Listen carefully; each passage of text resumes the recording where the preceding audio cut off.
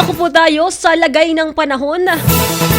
Lalo pang lumakas ang bagyong Pipito ayon sa pinakahuling ulat ng Pag-asa.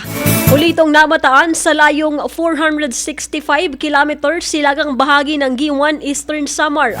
Taglay nito ang lakas ng hangin aabot sa 150 km per hour at pagbugsong aabot sa 185 km per hour.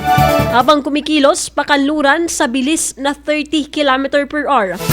Ayon sa weather forecast ng Pag-asa, maaaring makaranas ang Bicol region ng mga pag-ulan at pagbugso ng hangin na posibleng magdulot ng pagbaha at pagguho ng lupa.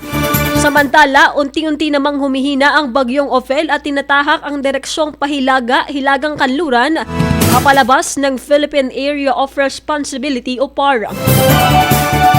Huling namataan ang bagyong Ophel sa layong 225 km ng kanlurang bahagi ng Itbayat, Batanes.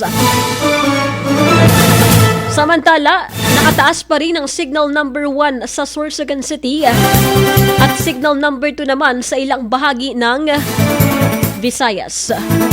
Manatiling nakaantabay sa ulat panahon na ilalabas ng Pag-asa.